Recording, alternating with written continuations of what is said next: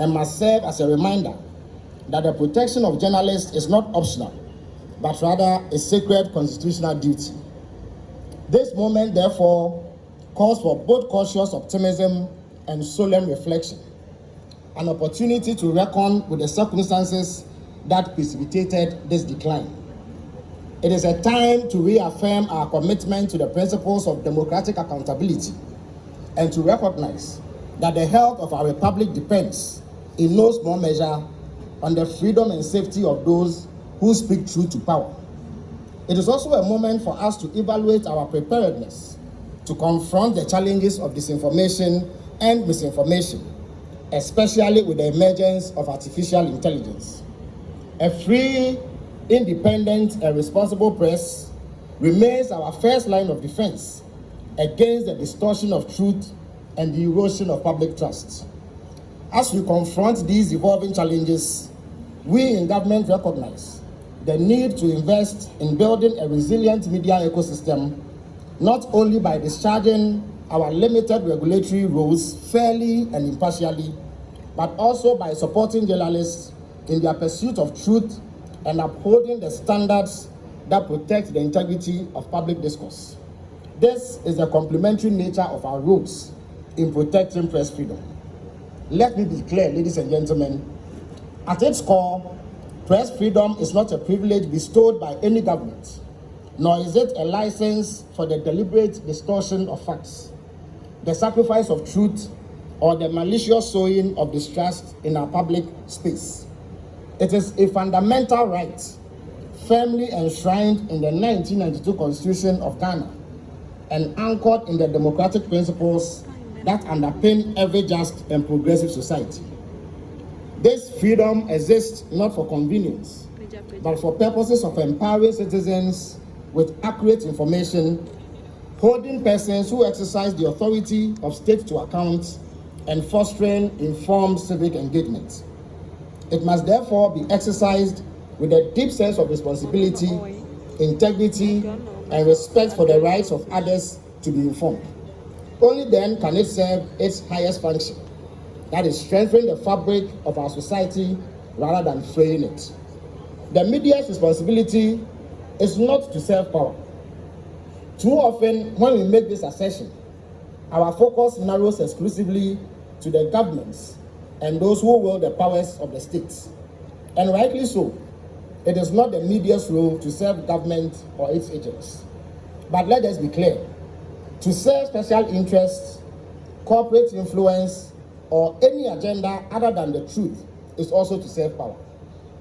If we should truly uphold media freedom, we must broaden our understanding of media independence to recognize that true press freedom exists only when the obligation to resist power includes not just the state, but all forces that seek to shape public discourse for ends other than revealing the truth.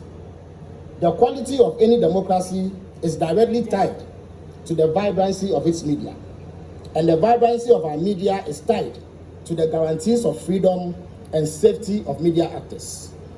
That is just one part of it. It is also tied to the standards of fairness and accountability that actors in the media exert on themselves. When these are lacking, democracies decline, not gradually, but rapidly and painfully.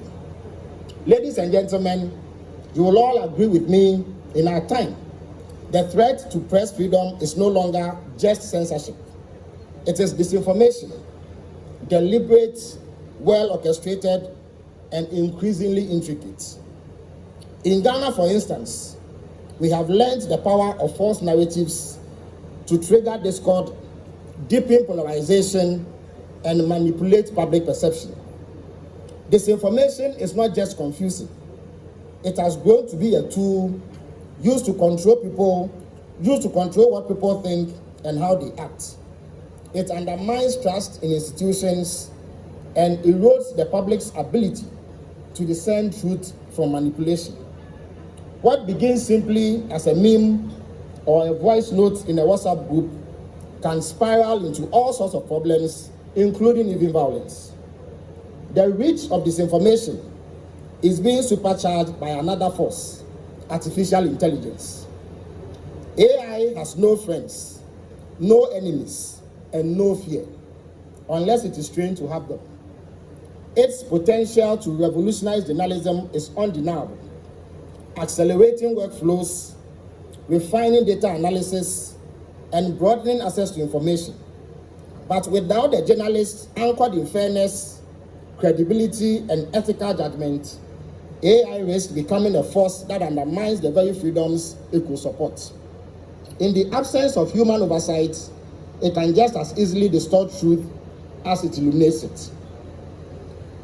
Across the world, AI is already producing news broadcasts, generating articles, and even impersonating voices and faces. It will not be too long before this technology becomes commonplace in Ghanaian newsrooms. And when it does, we face a profound dilemma. AI is a tool neutral by design, but its impact depends on the values and intentions of those who wield it, just like power. Without a vigilant journalist to guide its use, AI risks reinforcing biases, spreading misinformation, or amplifying undemocratic tendencies under the guise of efficiency. It presents unmatched efficiency, incredible processing speed, and the ability to reduce human error. But this very efficiency poses a risk too. The faster we move, the easier it becomes to overlook scrutiny, accountability, nuance, and context. When speed overtakes deliberation and automation replaces ethical judgment, the risk is not just error, it is abuse. In the race for productivity, we must not sacrifice the principles that guard truth, context, and public trust. We must collectively get our loins in readiness to confront this dilemma. Ladies and gentlemen, the passage of the Right to Information Act, alongside other institutional reforms, has created new opportunities for credible access to information within our media landscape. These developments have amplified diverse voices and perspectives, thereby deepening democratic participation and enhancing civic engagement. Yet, in recent years, our nation has witnessed deeply troubling incidents that undermine the safety and independence of the press. From the storming of media houses by activists affiliated with the political parties, to the assault of journalists covering public events, and most tragically, the brutal murder of investigative journalist Ahmed Hussein Swale, an atrocity that regrettably remained unresolved for many years. Let me assure you that these acts of impunity will not define our future. This government is resolute in its commitment to concluding investigations into the murder of Ahmed Swale and ensuring that justice is served.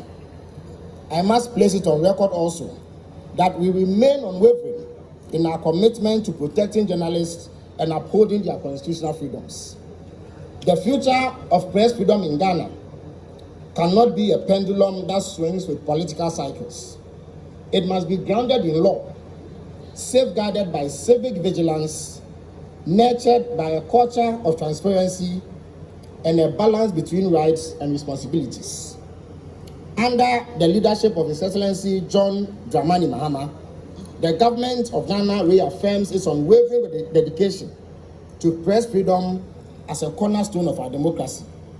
We recognize the media as a critical partner in governance, development, and nation building, an institution essential to transparency, civic participation, and public accountability.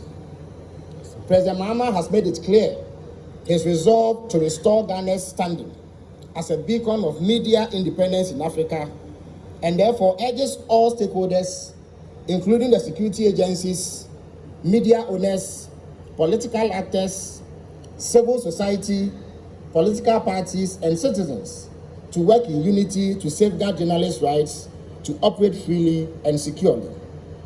The government of Ghana encourages Ghanaian journalists and media institutions to embrace technological innovation while upholding journalistic integrity, accountability, and objectivity. Beyond freedom of expression, government acknowledges that true media independence must be underpinned by fair conditions of service and investment in professional development.